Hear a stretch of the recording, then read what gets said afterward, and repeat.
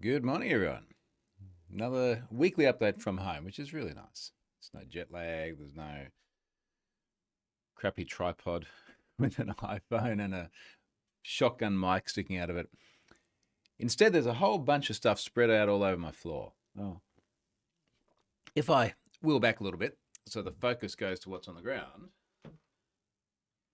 it loads. Yes, it's winter and I'm still wearing board shorts. We'll get back to winter. Loads and loads of little bits and pieces from the MMU for my Prusa Mark IV. The MMU is the multi-material unit. Now, I have a part of what I'm building here. We'll explain what MMU does in a moment. A part of what I'm building here. G'day, Stefan. Stefan's here. Got. Is that? Oh, that's Icelandic. It's probably like good evening. Yeah, because it's a little bit Norwegian, isn't it? G'day, Wayne. Wayne's here.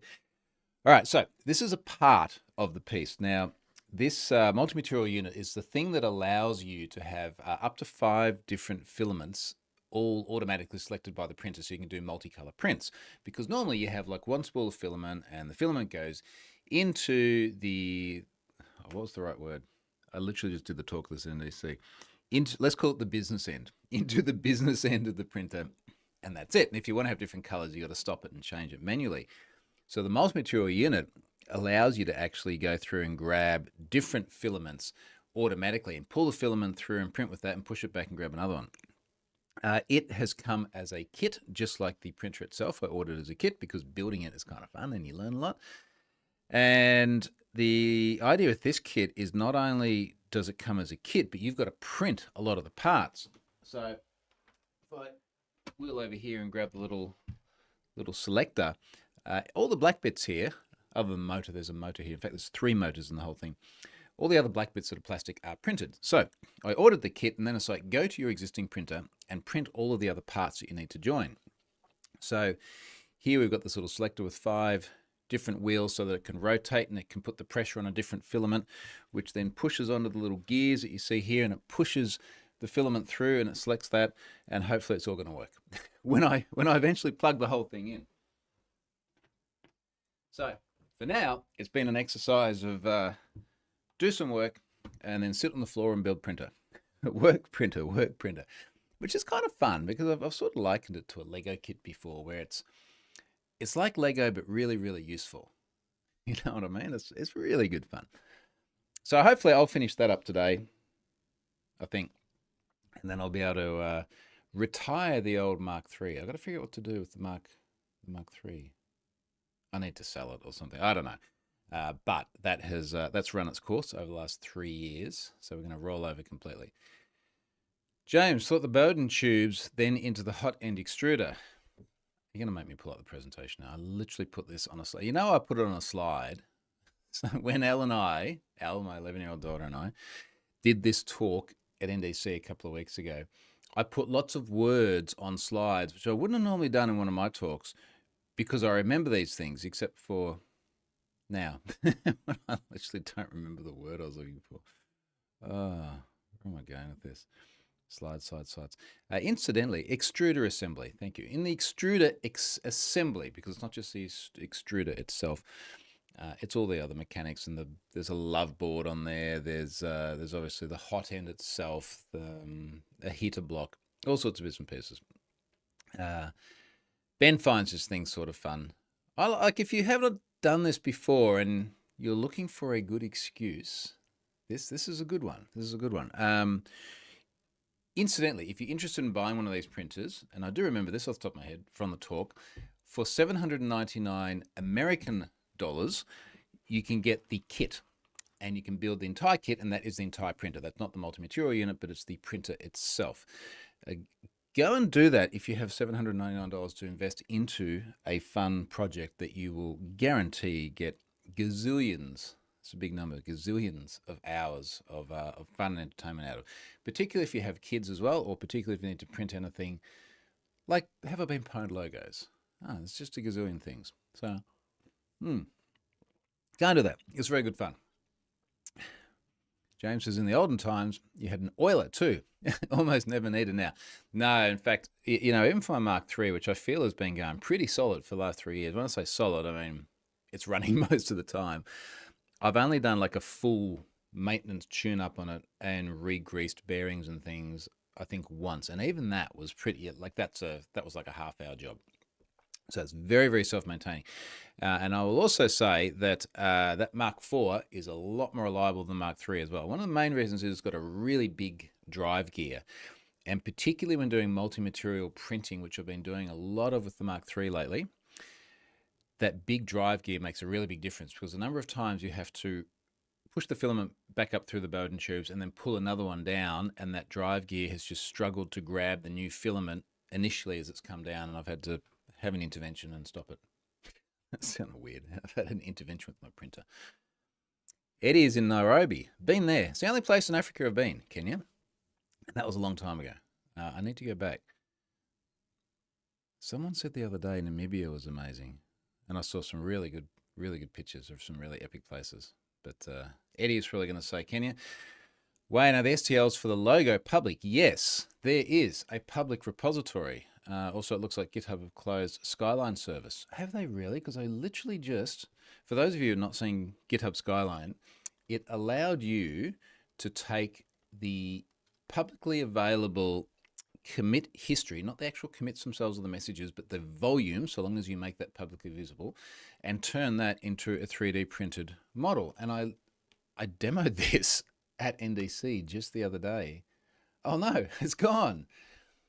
The lights are out for now. They may come back in the future. Okay, well, that was pointlessly fun when it was there, because you could print a model with your commit history where every day of the year was a tower of a different height, depending on how many commits you made. That sucks. Anyway, so let's find, can't imagine that would have been high overhead to maintain. GitHub, update your enterprise plan. I don't want to do that yet. There's a logo repository. Anyway, if you go to github.com/have I been pwned, there is a repository of logos and artworks. In fact, there's a repository, I can see it now, 3D models, /3D models, 3D models, and you can get the logo. There it is. It's just there as an STL committed 3 years ago. And from memory, GitHub, here you go, have even got a visualizer for STL files. For those of you who are not familiar with an STL file, it's a stereolithograph file, which is a 3D model rendering. And in GitHub here, you can actually use a little visualizer to zoom around and see the logo. That's kind of cool. You could always use open scale, I guess, for to build your own skyline. That's what he meant. Anyway, let's move on with it. Busy week. I came home from, it was Europe, wasn't it? Yeah. Yeah, that was the last place I was. Literally had to, we're going away again on Friday next week. So I'm already starting to think about that. It is much more local. We're going to be in Melbourne and Canberra doing pwned things, spending some time with the sorts of folks that you find in Canberra as well while we're there. For those of you from other parts of the world, Canberra is like our Washington, D.C., where there's politicians and formal things, but not much else other than fireworks and porn. It will be the former that we are spending that time with. I did harbour a moment there where I was like, it is winter. For those of you on the other side of the world, I know this comes as a shock. It is winter. Canberra is a 2-hour drive away from the snow. Could I slip it in? But no, I think I'm going to save that until December in Norway. It's a little bit too tight. Nick 007 in London having pints. Very good. You got an election coming up, haven't you? one of the multiple elections coming up where I don't think anyone wants to vote for anyone who's running. Aaron, g'day. Thank you. Yeah, I'm good. Right, let's jump into it. Things on the list. Yesterday, I did a webinar with JFrog. And now I will have a link to the pre-record of that. I'll put that in the notes here, and I'll put it on update my events page somewhere. That was kind of cool. Lots of stuff around, particularly around the dependencies that we have on other external services as part of building our applications. And this comes at a good time because all the news is Polyfill.io. At the moment, Scott Helm's been writing a bunch about that. Go and check that out. So Polyfill is a little bit of a mess. I gave an example of browse aloud, where some years ago now, BrowserLoud, which is this accessibility tool where all you got to do is just put a script tag on your website and embed script from their website and then just let it run and do whatever it wants. What could go wrong? That was taken over by someone who put a crypto miner into the BrowserLoud code using CoinHive, which tangential story I now own. People keep asking me to do some analytics on what's happening with that. I will as soon as I finish mucking around down here. So a good example of external dependencies. Another panel member gave you the example of Log4j, which of course was very famous for wreaking havoc. A little bit of discussion there around things like AI. What's the where are we going with AI and ML? We're building ML into so many different things now. We think it will be okay. We don't really know. We're going to figure that out later on. And things like software bills of material, which frankly as a developer are about as exciting as they sound. Yet particularly when we're in this era where there's so many of our different third-party dependencies that are going wrong, you kind of need to know when you're building serious software. So serious topics, tried to be a little bit more lighthearted about it. Go and check that out. I'll chuck a link into the notes for this blog post. James, oh no, I've started election stuff now. As it's in the US, this is the day, once a year, you have a contest to see who can blow their fingers off best. Oh yes, it's the 4th of July. Now, how do I put this? If you're in America, appreciate there are other parts of the world where we have different days of independence or celebration. 4th of July is really just another day for us. And the only thing that really changes anything pretty much everywhere outside the US is my tweet timelines are full of flags, American flags. And you got an election coming up. Phil says the election in the UK was today. Polls closed around 25 minutes ago. I've been having a chat to Scott Helm about your elections. Doesn't sound like anyone's really happy to elect anyone. In fact, what's quite strange about it is that for the longest time, I can't remember anyone really having anyone they wanted to vote for in either the UK, the US, or Australia. And now I was like, our Prime Minister at the moment actually seems like a nice guy. I'm not just saying that because I'm about to go to Canberra. I have very little idea of policies and things like this because I don't pay a lot of attention to it, but actually seems like a decent guy. I hope that's true. Aaron, can I ask Troy, have you ever wrote a blog post about what website owners should do if they discover their users' data has been leaked and the website compromised? That sounds like a blog post I probably should write. There are lots of things on the periphery of that. Data breach disclosure 101, how to succeed after you've failed, is probably a good start there. James said Canada, just said Canada Day. Yeah, okay, same region. Like us and Kiwis, right? Yeah, maybe that should be a blog post one day, Aaron. But for the moment, Data Breach Disclosure 101, and you will find that. Cyber warfare. You know this has come from the media. For reasons unknown, this week in Australia, we got a lot of news about big banks and cyber warfare, and I end up doing lots of media to the effect of, yes, everyone is always under attack. No, I don't think cyber warfare or warfare at all is a good term. Now, I know this is catchy, and it makes great headlines. And I did some breakfast TV during the week as well, where I'm sure that term was used. And they're very small windows of time where you can only say so much, and it's hard to contradict the host. But I think warfare is a terrible term when we're talking effectively about hackers and financial crimes, which is what the banks are subject to. Now, of course, whether it's the banks directly or us as bank customers, it still has a cost on the financial institutions, and it has a cost on us too. We are seeing, and this was sort of the questions from the media, so who's being targeted? It's like, well, everyone. It's like if you're on the internet, you're being targeted. Banks are obviously targeted directly. Banks have extremely resilient infrastructure because they got a lot of money and they got really good security teams. Where we struggle more is individuals being targeted. We allegedly in Australia are done for about 3 billion Australian dollars a year. That's about 2 billion American dollars. Done for a few $billion a year. A lot of that is everything from scams around refund scams to toll scams to you're trying to sell your fridge and someone's going to pay some money, but it's too much and now they need to transfer the extra back, but they never actually paid and that was a scam, and we just see it every day long. Business email compromise is still massive. Everything from real estate agents to law firms to you name it. Anyone that you're transferring money backwards and forwards with. Email gets compromised, attackers get in, get communication. Look at some of the emails that have been sent with bank details, change the bank details, resend the email, here's my updated one. Stuff like that.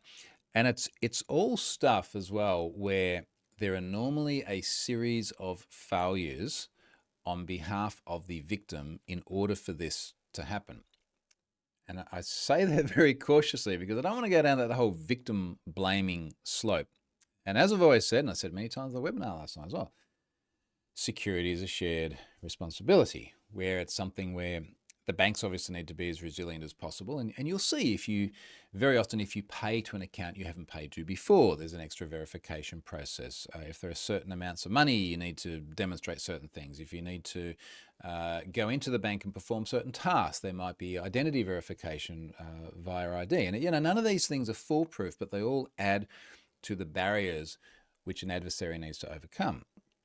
For us as individuals, when you look at the cases where people are defrauded, and particularly when I see them pop up on like the news app on the iPad, and you read through and you read what's happened, it's like, yep, it started going wrong there, and then there, and then there. And there are multiple failures in order to lead to the outcomes that we get to. So when we talk about the big banks being under attack, in Australia, we talk about the big four banks that we've got more than four banks, but the four are the biggies. They're all under constant attack. I was in one of the big four banks this week, and as I was getting called by journalists to make comment, I was looking at the TVs there. They've got all this stuff on it about not being defrauded. So scams are just massive.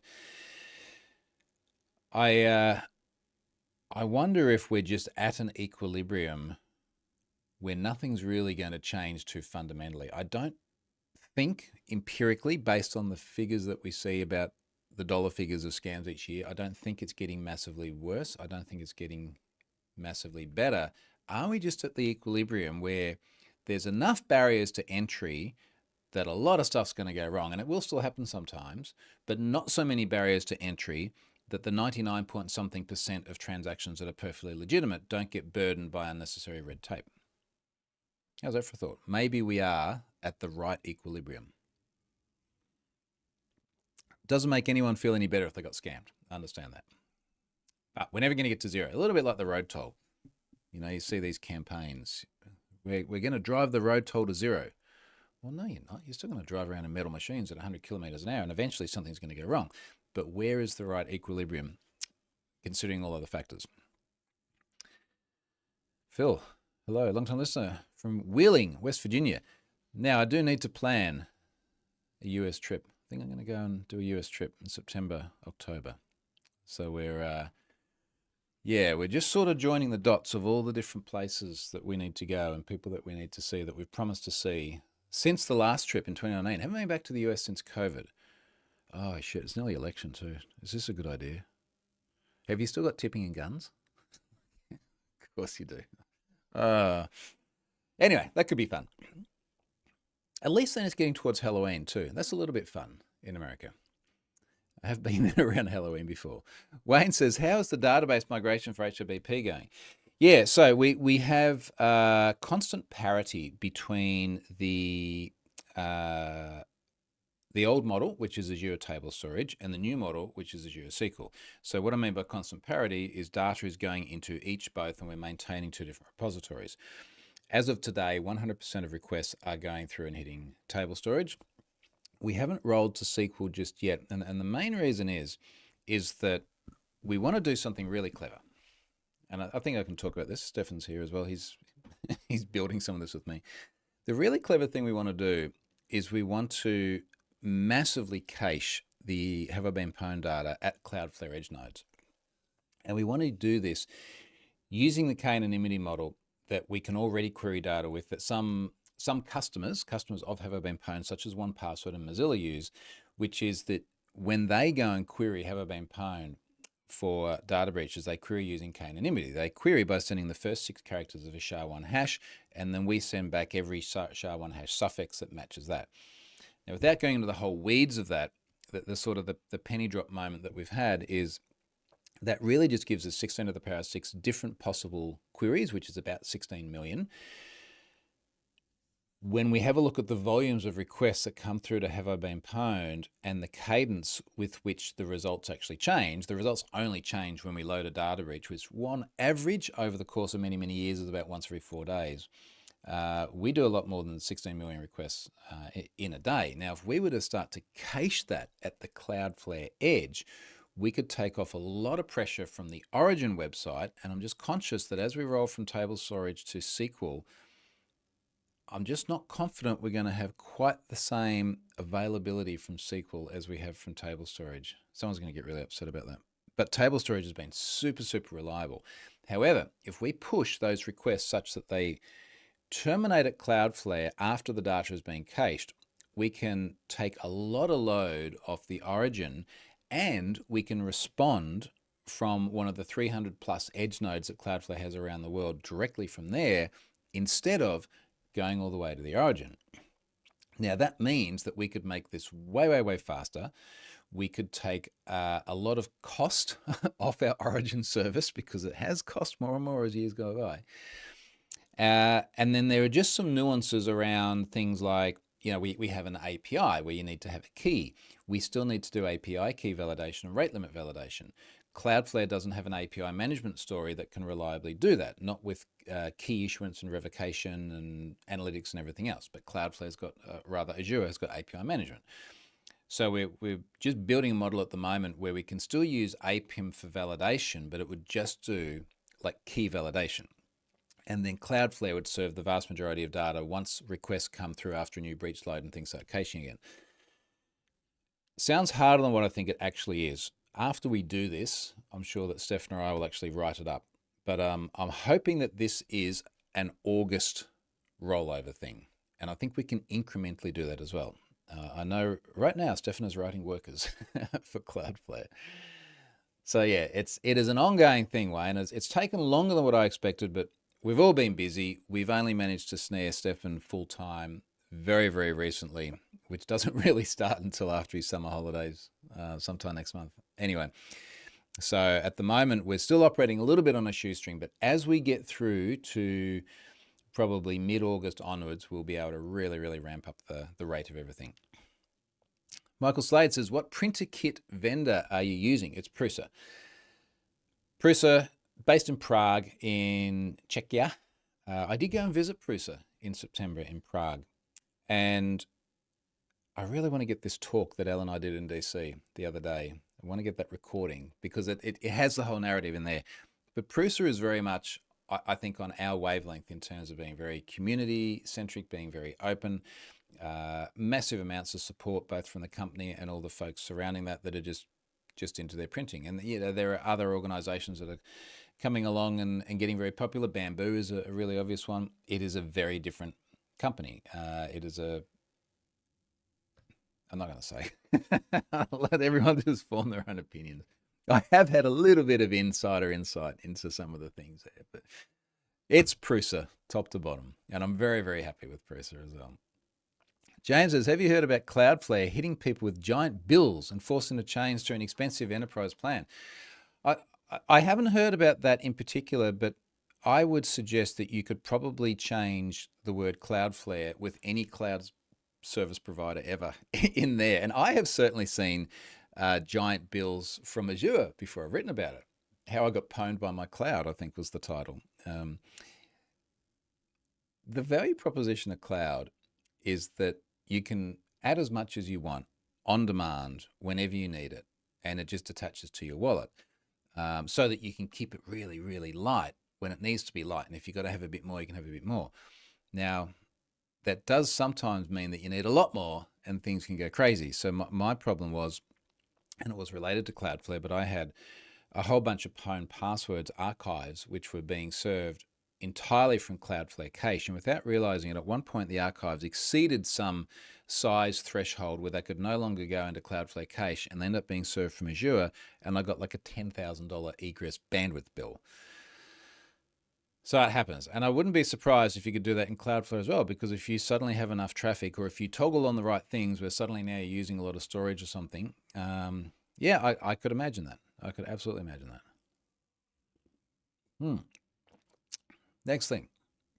So big bank cyber warfare. Just a fun one. AI can't count.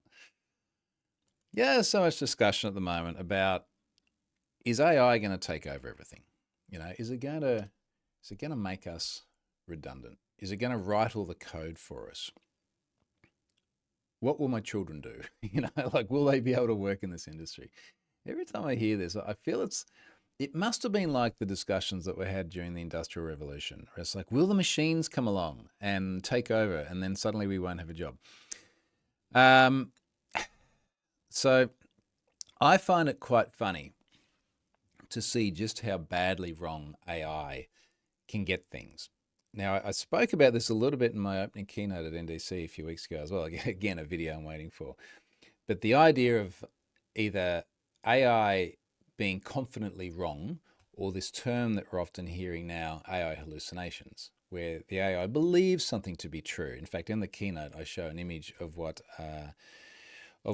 Microsoft's Copilot created when I said, can you please create a photorealistic image of Australia 200 years ago? And it's hilarious. And I'm going to tell you what it came up with, because I wanted you to actually watch that keynote because it was fun.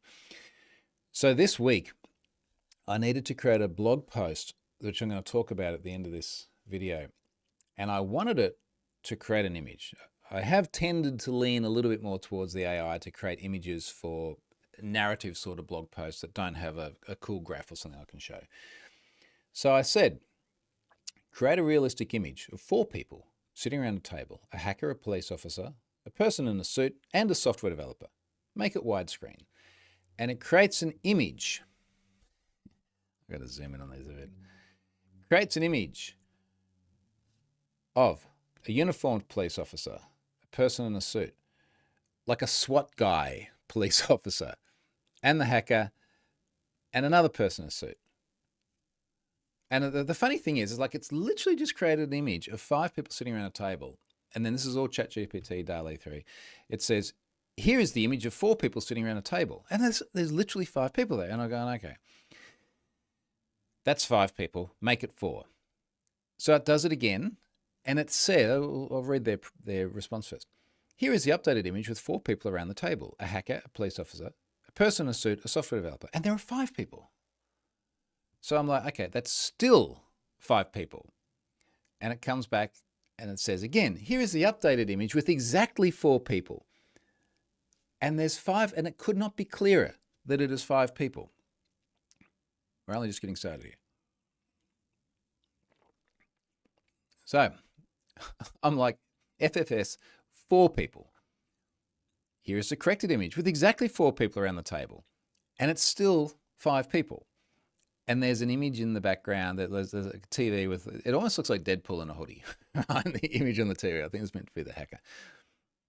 So I'm going back, and by now, it was later in the evening, and I'm sitting around relaxing. I'm like, how messed up is this going to get?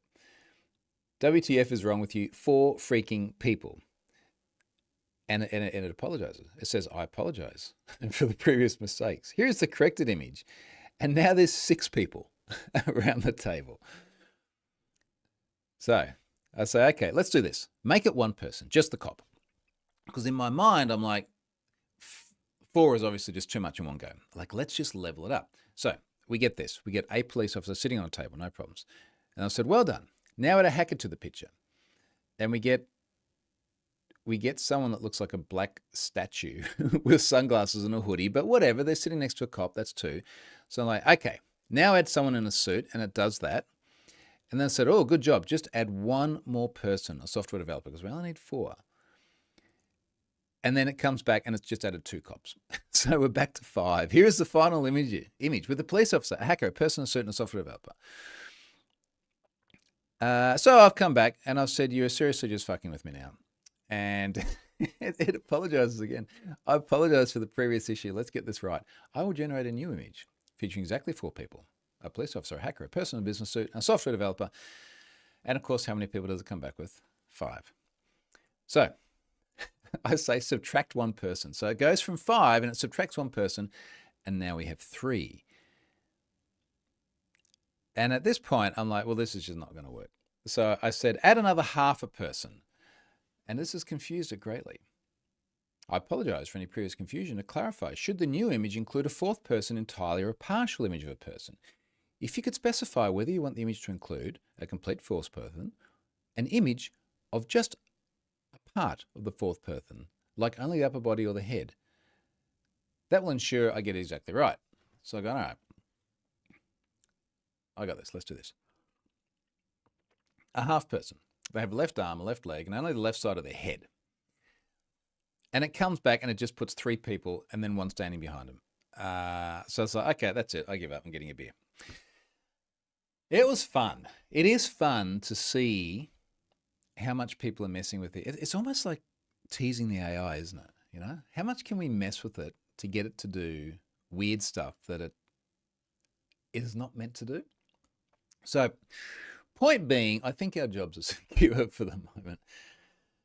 On a more serious note, this was another thing in the webinar from JFrog last night. It's the AI is fascinating, and it is extraordinarily useful in different ways. And I am certainly using it pretty much on a daily basis when I write code, either with GitHub Copilot and Visual Studio. I do use ChatGPT a lot to generate everything from PowerShell scripts through to SQL statements. A lot of stuff that I either know already or I know where to find or I've done before and I can go and grab it. But it's just that much easier to go, just write me that TSQL cursor so I can copy and paste it. It's so much easier to do that. So there's good use cases, but it is not coming for our jobs just yet. James, probably back in the Cloudflare thing. It's a bit more complicated than what happens with something like AWS from the sound of it. It's worth hearing some of the reports. I like Cloudflare, but it's worth being nimble if possible. Maybe some of them. Then we're onto the AI stuff.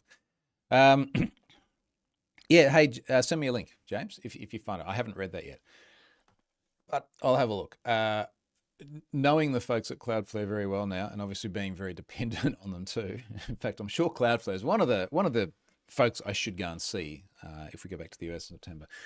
I know that they're trying to do great things. So if there's a mistake there, I'm sure that's something that they'll take very seriously. But send me a link. I'll have a read. What's next? I've said disclosure notices galore because I was looking through my tweets today. I was like, what am I going to talk about? Honestly, couldn't remember where the week went when I was sitting down planning it. And as I'm reading through, I'm just like, geez, there's a lot of notices of either data breaches or disclosure notices that people have sent me that I've then screen capped and tweeted. Keep doing that too. That's really useful. It's interesting to see the personal communications people send folks. Which I'll continue with in a moment. James has said, I'd love to see the Cloudflare office with the lava lamps in person. All right, tangent, so we can cover the lava lamps. I have seen the lava lamps in person at San Francisco. And I've seen, I think it's the Richter scale in the Cloudflare London office as well. And then what have they got in Singapore? I haven't been to the Singapore office. We'll come back to disclosure notes because now this is really, really cool. I've got a great photo in front of that wall, actually. Cloudflare routes a massive portion of the internet's traffic. A huge amount of what they do is based on cryptography. So they obviously generate certificates. They terminate traffic at their edge nodes, re-encrypt things, send it back. I don't know how many certificates they must issue on a daily basis, but cryptography is a massive part. I am no cryptographer, but I understand that genuinely random numbers are extremely important. Not pseudo-random numbers that you could just generate from like the R&D function, for example, and whatever your favorite programming language is, but genuine randomness. So how do you create genuine randomness that isn't predicated on things like clocks and time? What they've done in their San Francisco office is they've got an entire wall full of lava lamps and a camera pointed at the lava lamps. And if you Google Cloudflare lava lamps, you'll be able to read more detail about it.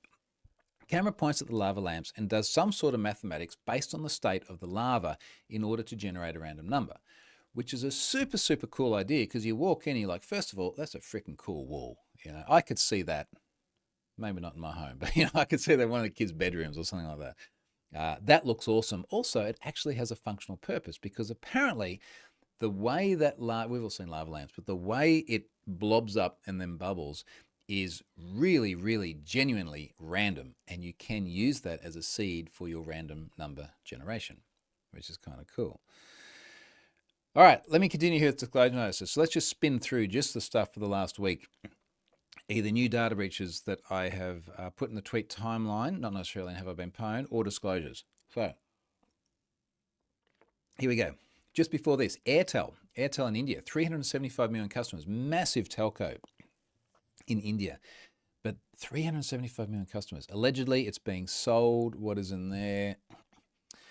Mobile name, date of birth, father's name. Why do you need your father's name to get a SIM card or local address, permanent address? Also, where's the mother? What does she feature in this? Surely if there was to be either parent that you were able to recite a name on, it would be more, anyway. Mind boggles. Alternate number, email ID, gender. Because apparently you need that to get a mobile phone. Nationality, same thing again. Connection type, SIM activation date. Aadhaar. Now, if you're not familiar with Aadhaar, the Aadhaar numbers are unique numbers that every person in India has as a government-issued ID. I have a feeling that when they came out, 4, 5, 6 years ago, it was very much around the healthcare sector, but they seem to be used everywhere.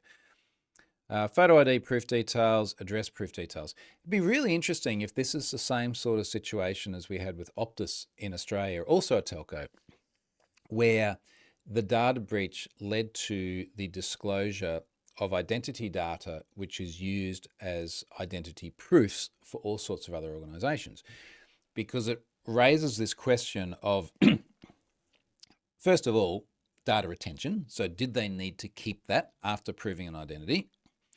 And then, of course, 300.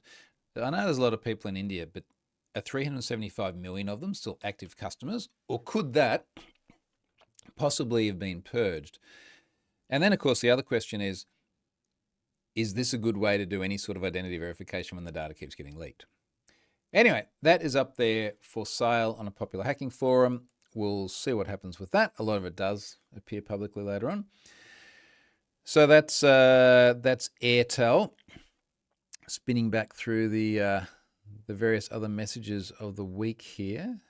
What else we got here? Oh yeah, have I been pwned passwords? 8.97 billion requests in 30 days. We're about to pass 9 billion, which is nuts. I've listed the top referrers there, being the top websites that integrate pwned passwords from the client side, so I can actually get a referrer header and report on that, courtesy of Cloudflare. What else we got in here? HeyU. HeyU is a food delivery service in Australia. On June 27, I had tweeted about their data, I think, being put up for sale there on a popular hacking forum. 2 days ago, they've sent out disclosure notices to individuals. Now, there's something that struck me in here, and I said to Charlotte, just read the first paragraph for this and tell me what you think.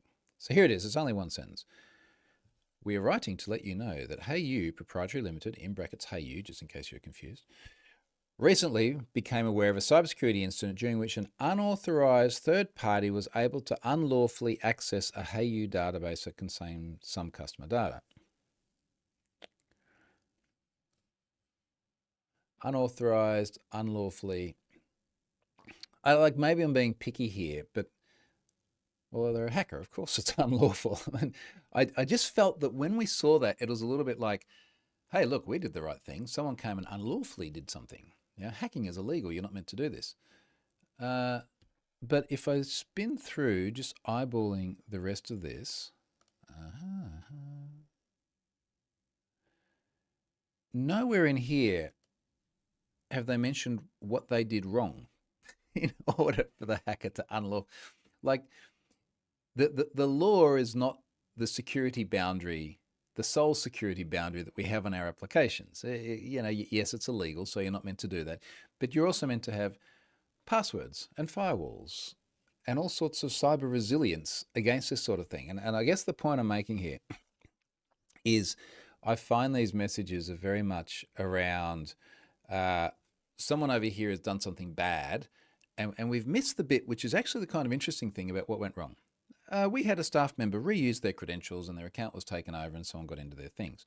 There's a lot of detail missing here. Now, maybe this will come later on, but I feel more recently what we've seen is just not seeing that. You can find further information about online safety cybersecurity and helpful tips to help protect yourself from the Australian Cybersecurity Centre or the ACCC Scamwatch websites. Both websites, of course, which do refer people back to Have I Been Pwned, which may be where the Hey You data ends up at some point in time. Only 100,000 records, allegedly. Who else has been breached this week? We've been getting questions from some of our Have I Been Pwned customers about Snowflake, and I've screen capped one of the questionnaires that was sent here. Just 2 questions. Does Snowflake currently provide services to your company? And secondly, are you researching, alerting your vendors, third-party suppliers, about this vulnerability? Now, fortunately, we don't use any Snowflake anywhere. Well, what I think is interesting about this is Snowflake have sort of said, not their fault. They've got customers that have got bad credentials and then they got keylogged somewhere or steal logged. So it's really up to the customers, and they didn't enable 2FA and everything. But even if Snowflake is totally innocent in all of this, which I don't think they are to any absolute effect, imagine you've got all of these customers out there and they might have all done, let's say 90% plus have done the right thing in terms of strong credentials, not got keylogged anywhere, had multi-factor authentication turned on. But now those customers are getting grilled by their customers as to whether or not they're using your product. And if they are using your product, what they're doing to make sure they're not affected by this incident. That's a really, really bad look for Snowflake. That is burdening their customers by virtue of their other customers having their accounts taken over. So Cloudflare, stop doing that. Snowflake has got a lot more skin in the game than what I think they have. My trip was data breached. Pretty good disclosure notice. A lot of details here. Now, this is a good example, which we didn't get in the Hey You one. So there's a heading here. What happened and what actions have we taken? On the 15th of May, 2024, which incidentally is like 6 weeks ago. So other than the lead time, good disclosure notice, we detected suspicious activity on behalf of our IT, on a part of our IT systems.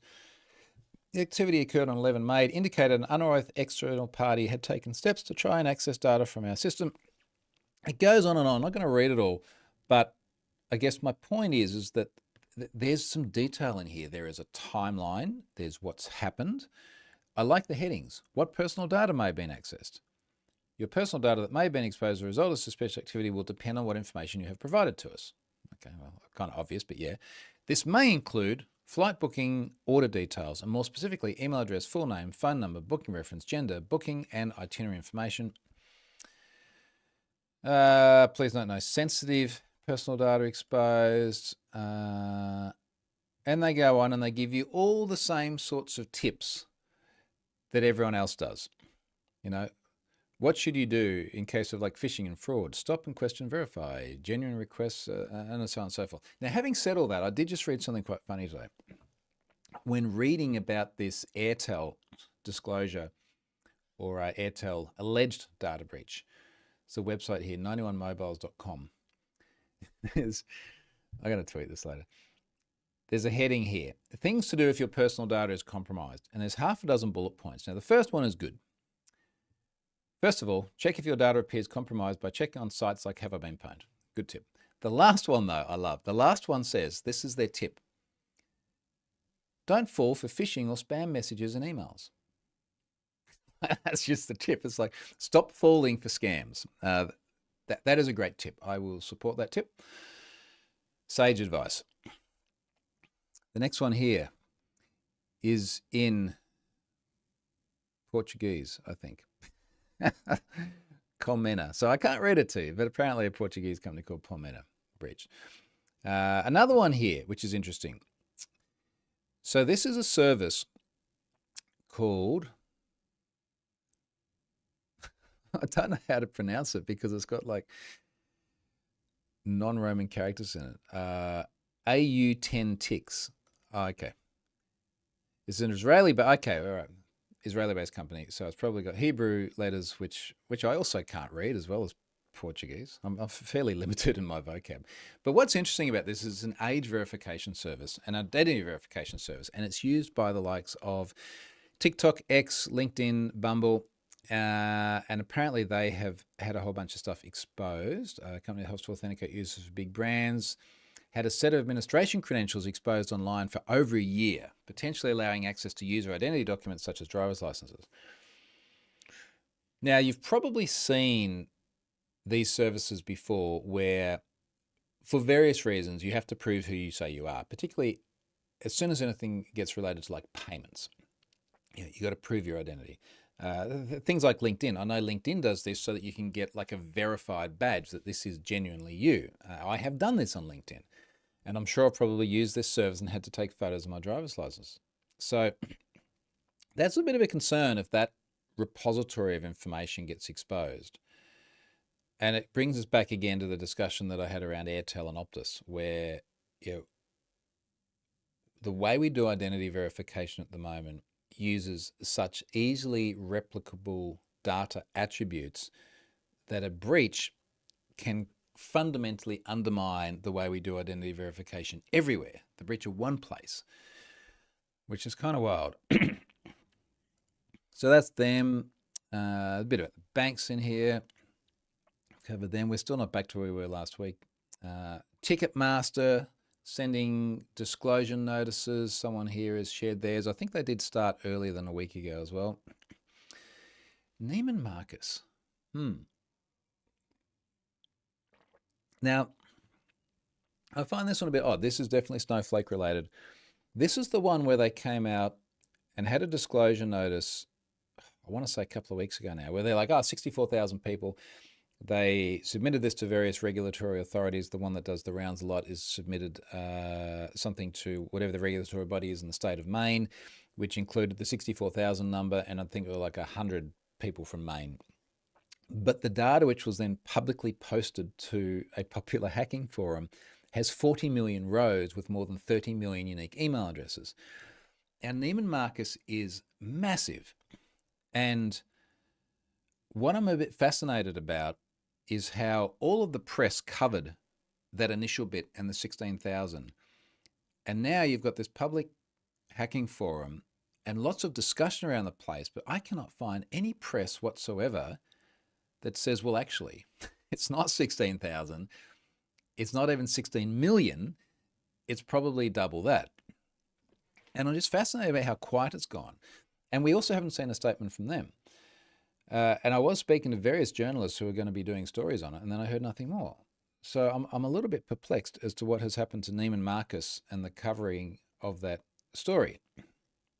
I did see someone say apparently Neiman Marcus is currently going through being acquired by another recognizable brand. Who was it? Someone will know. Neiman Marcus acquisition. Saks Fifth Avenue, parent company HBC to acquire Neiman Marcus for $2.65 billion. Now, this was only a few hours ago, this story. This is very, very recent news. So I wonder if being in the midst of an acquisition does tend to either take the focus or craft the narrative around something like a data breach a little more. But again, I'm fascinated. I've not seen more press about it. If anyone sees more press that recognizes that data has now been posted publicly and it is a significantly larger corpus, please let me know. I'd like to read that. Evolve Bank. Bunch of their data got dumped. I've seen a torrent site there with about 1.3 terabytes worth of data. The fascinating thing about Evolve Bank is that it is now leading to all of these other third parties having to send out disclosure notices because they have some interdependencies. So there was one here from Mercury. There's another one here from Bit Rewards. I screen capped this. We were recently made aware of a cyber incident with a bank, Evolve Bank and Trust, in brackets, Evolve. You can tell lawyers write every single one of these, can't you? That's why they're so wordy without a lot of useful detail. That provides services to several large financial institutions. Let's try this again. That provides services to several large financial service platforms, including Built, Affirm, Shopify, Mercury, Plaid, MasterCard, Visa, Stripe, and others. Given Built's payment systems use services from Evolve and some of the 3 listed companies, we wanted to inform you as soon as possible. And it kind of feels like one of these disclosures out of an abundance of caution, each one of these messages. But yeah, interesting. Are we back to, yep. Now we're back. So this is really just what's happened since I did this video Saturday. I actually did it 6 days ago. Let's check the comments here. Soft tortilla. Settled on, here's a question. Settled on best UX for resisting all these metadata leaks for our most vulnerable populations. Are we doomed to rely on baked-in Android and iOS? I'm really not quite sure what that question is. Are we doomed to rely on baked-in Android and iOS functions to solve? If you can clarify that question, I'll have a shot at it. Alistair, Tom Scott did a video about the lamps. I thought it was in London, though. Lamps are definitely in San Francisco. Loves Tom Scott's videos, too. He does great videos. Yep, definitely San Fran, which you've realized in the next comment.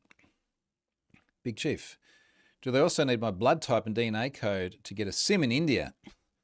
You know, we joke about it, but again, it's not that dissimilar to what Optus and I assume other telcos here in Australia are collecting as well. And the problem is it ties back into this whole set of regulatory requirements around needing to know which of your customer or who your customers are that are using your carrier services. Which, yeah, because terrorism, like I kind of get that, but once you have the carrier service and then you're VPNing and telegramming and signaling all over the place, does it really help that much? And look at the risk it presents. Aaron, have you got any general advice on keeping websites secure? I'm going to use the advice here around the Airtel situation. Don't get hacked. Go and watch all my Pluralsight courses. It's a massive, massive topic. Look at the security tag on my blog. You'll find a gazillion things that will get you started. Even just go and start reading OWASP. OWASP, the Open Web Application Security Project, has got loads and loads of good things there. Big fan of OWASP. James says don't use WordPress. Joss, everyone's talking about the RockU 2024 password list. When's the HLBP password list going to drop? Now, I have not seen this, but I have seen previous RockU lists. Now, RockU was a data breach, I want to say about 2012 era.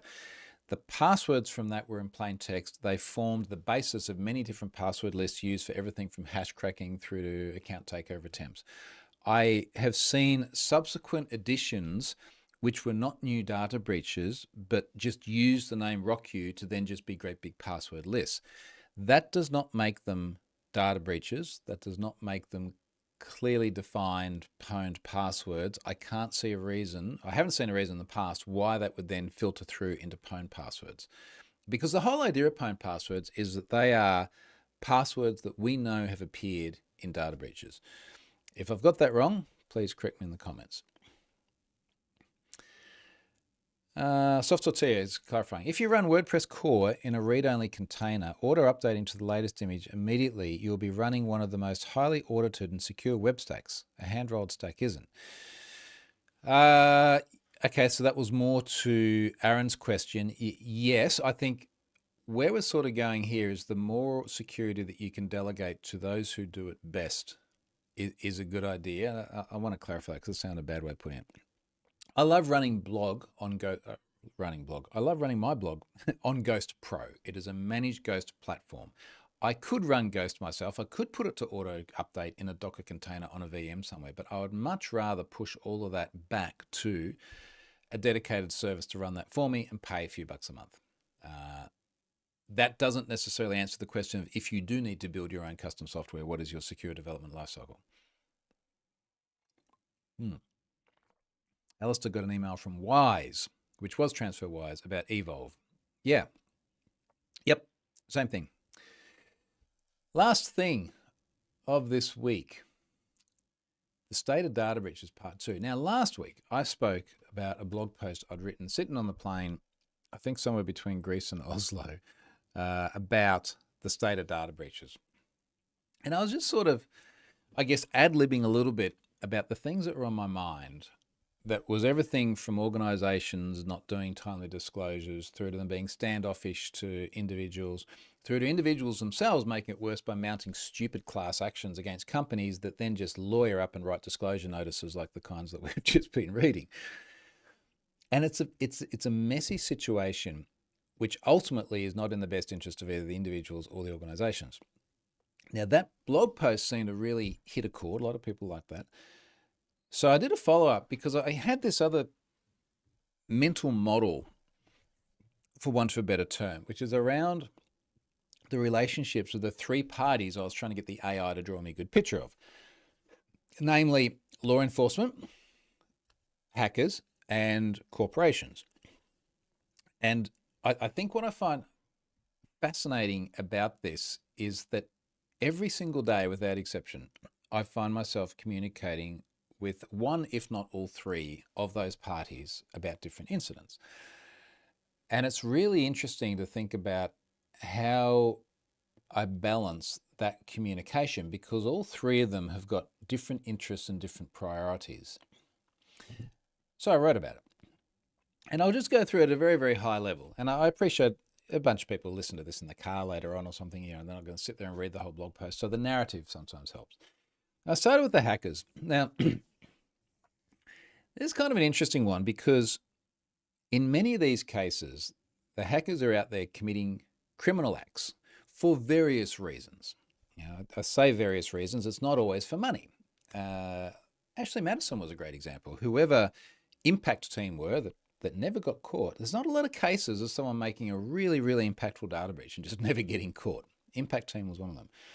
Obviously not motivated by money because they just dumped it all publicly. Now, maybe they were motivated by a sense of moral high ground because they don't like the idea of a website being out there to help people have affairs. Maybe that moral high ground was because Avid Life Media advertised a full delete service for, I think it was $19, where you had to pay $19 to delete your data. A, that was shit. B, they never actually deleted all your data. Moral high ground. Obviously, financial motivation there as well.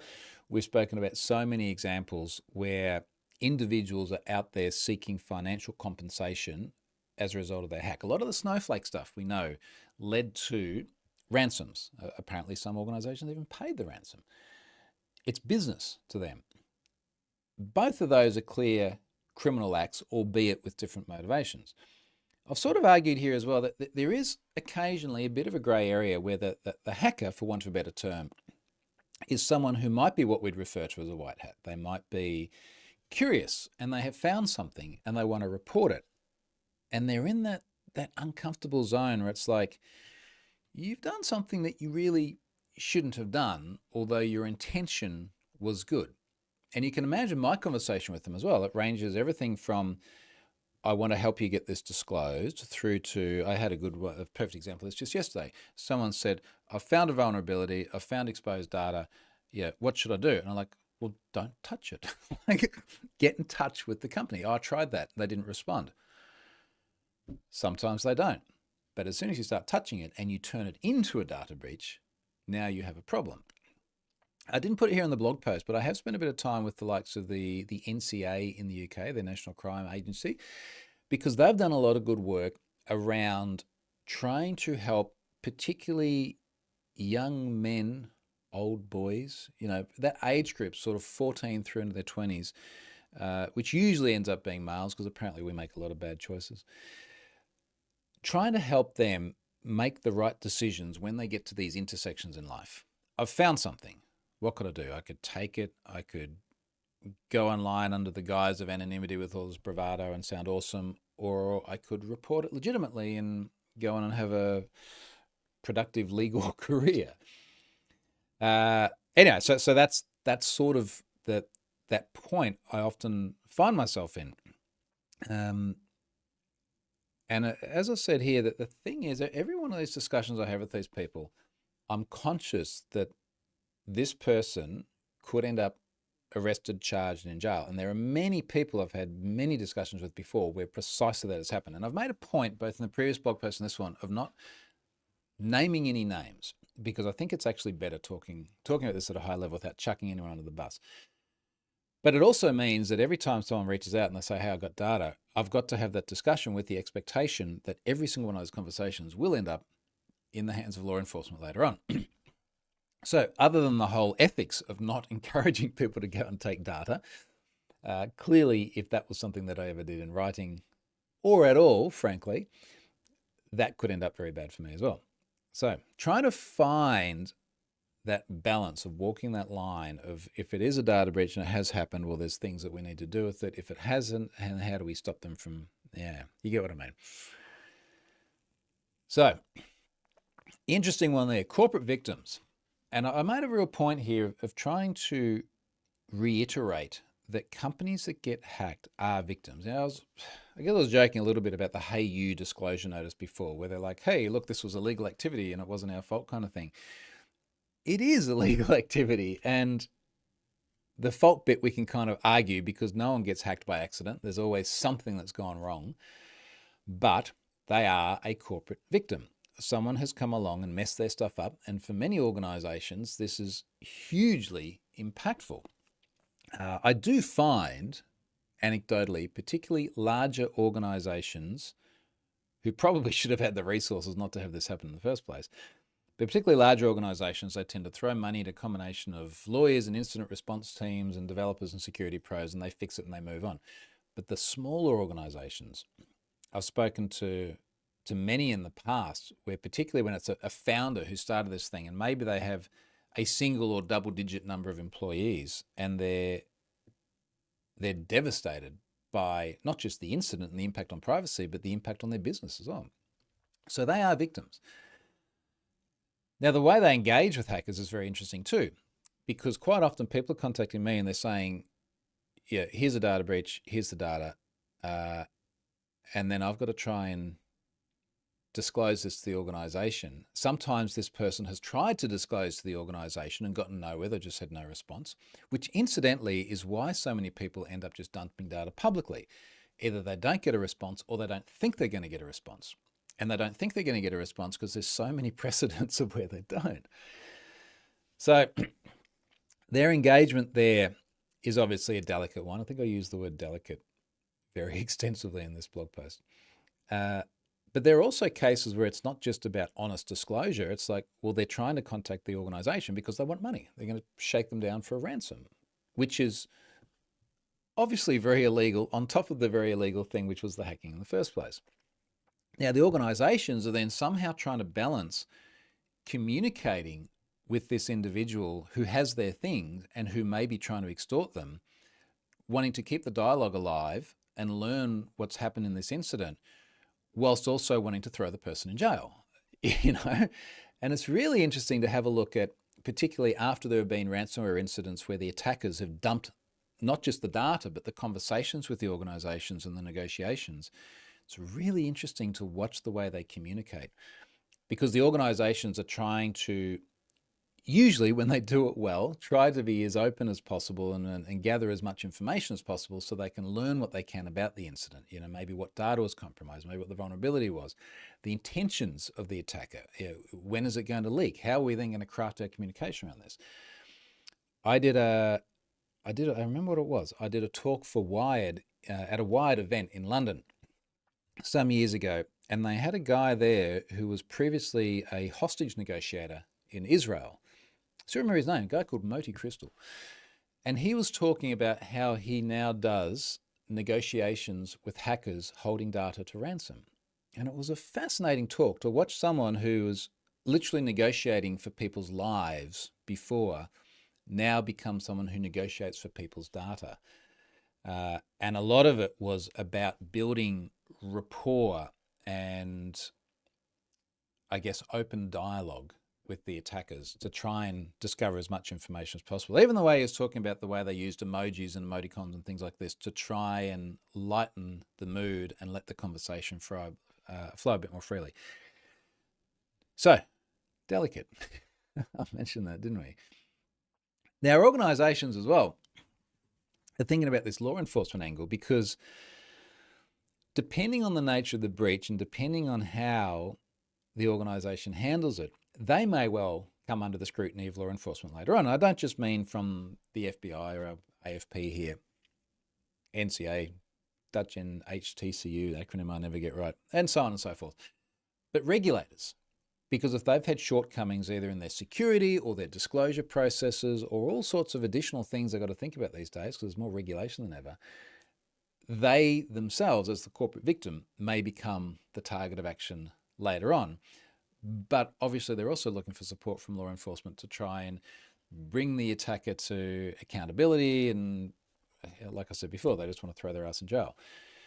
So they're playing this game where they're wanting the support of law enforcement and authorities, but also not wanting to be the target of them later on. And as I said in the blog post, you can imagine what it's like if law enforcement is saying, okay, well, how did they get in? Oh, well, we've reused all our admin credentials everywhere and we had no 2FA. Ooh, that's going to go into a report somewhere. That might not look good. And the last one here is the law enforcement bit themselves. And I often begin my law enforcement overviews with, I did another talk in London. It was a user group some years ago, and there were hundreds of people there. It was massive. This must have been about 2017.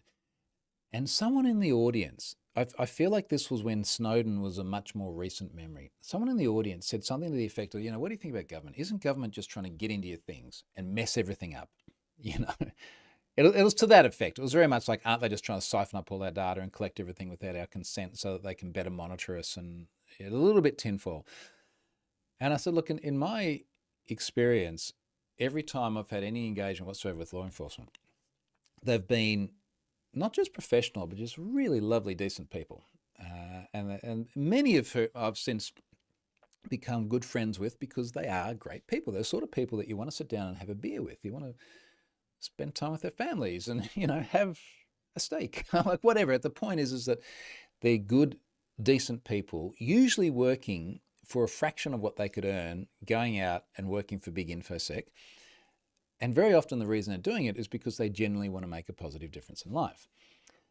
And all of that stuff never makes the press. Like, when was the last time you read a story? It was like, so these folks in the law enforcement agencies have been sitting there doing a really good job, catching lots of criminals. Yeah, there's the headline. It's like, no, it's going to be they were putting implants in Cisco routers as they went through the mail, or doing other things that make headlines. Now, having said that, we do see a lot of law enforcement announcements. I've got an image grab in here from the takedown of the popular hacking forum, which keeps resurrecting. And I've sort of made the point here, it is again the League of Nations of law enforcement logos. We've got the FBI here, we've got the NCA in the UK, Police NL, Police Scotland. We don't have the AFP on that one. AFP is often Australian Federal Police on other ones. And these organisations across the globe do coordinate extensively well. They often have placements of people from one team within the other team in another part of the world. So they're working together to try and stop the sort of stuff that is massively impactful in society. I mean, we're just speaking about that $3 billion a year worth of money being fleeced out of Aussies from scams. That's the sort of stuff these agencies work together on. So the challenge for them is that they're obviously wanting to try and put a dent in cybercrime. They're doing so always under some amount of duress. All these agencies are. Have you ever heard a government agency say, gee, we got a lot of money? We got so much money to spend. We don't know what to do with it all. It's quite the opposite. I think it's also partly why we're seeing more public-private partnerships with entities such as Have I Been Pwned? And I've made the point here, Have I Been Pwned's played a big role in things like making data searchable for everything from the Estonian Central Criminal Police through to the Dutch police have sent various data sets in the past. Obviously, the FBI. The FBI feeds passwords into Pwned passwords. And even my time speaking at Congress in the US, there's lots of engagement between law enforcement and government and the private enterprises now. One of the things I have noticed that I made the point in here as well is I feel like we're seeing more proactiveness from law enforcement agencies to either advise organisations that they may have suffered a data breach, because of course these agencies, again, the fact they all communicate globally, so they do have a big network of extraordinarily highly skilled people, they are able to observe things that individual organisations themselves often don't see.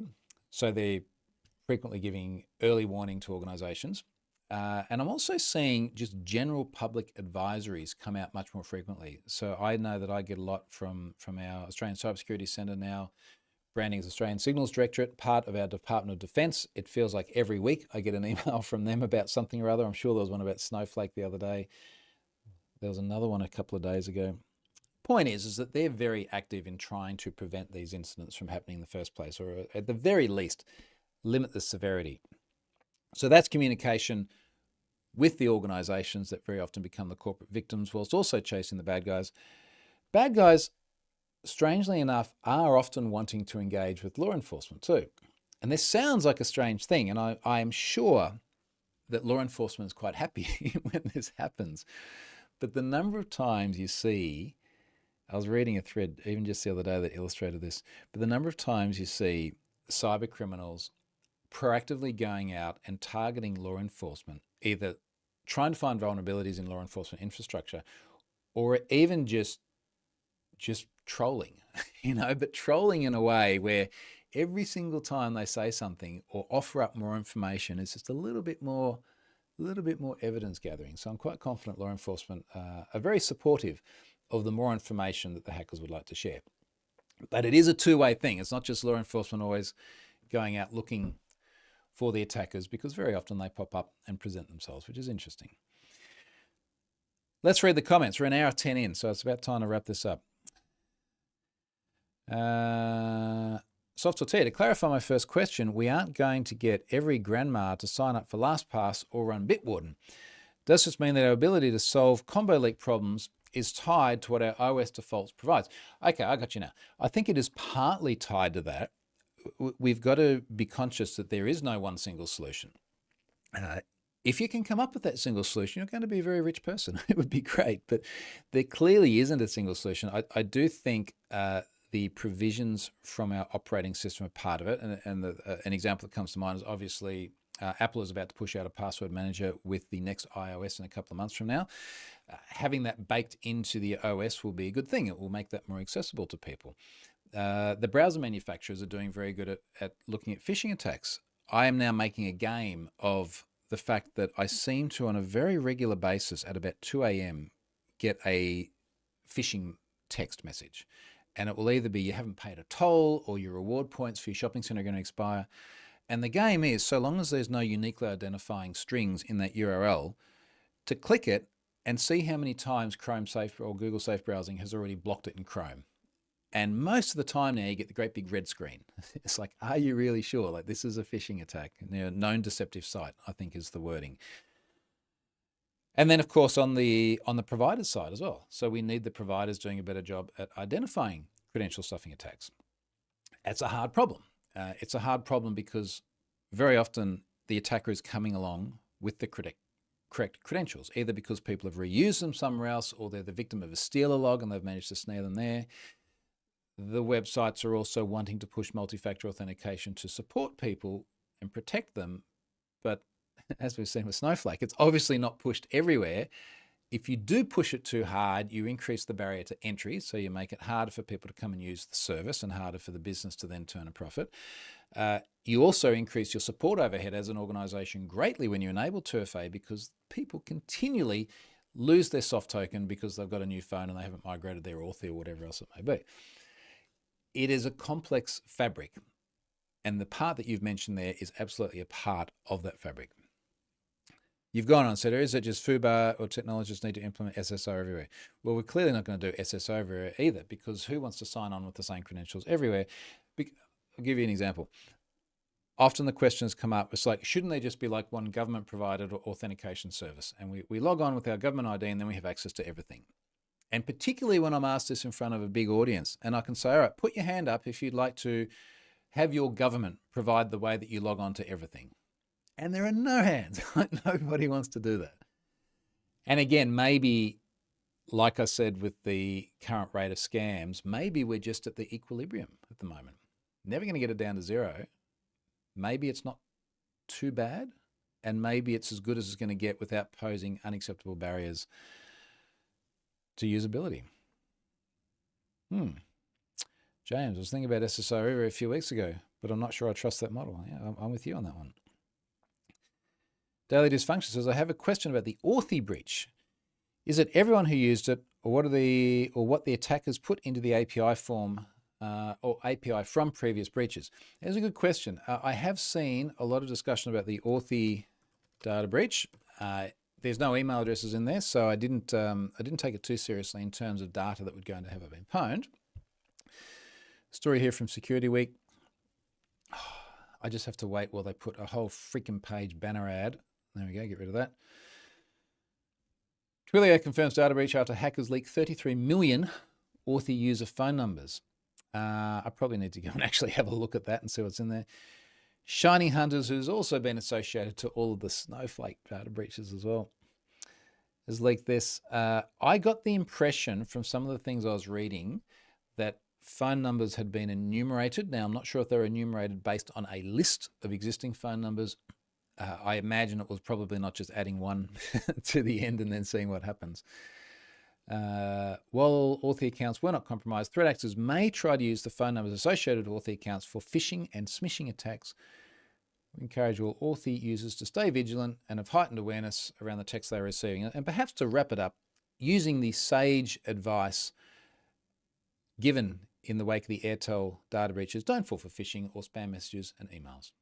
So on that note, thanks very much for watching. That's been about an hour and a quarter, so let's wrap it up there. And I will see you. I might do it early next week because we will be on Friday heading off on that trip I just mentioned. So maybe we'll do a Thursday weekly update next week. See you then.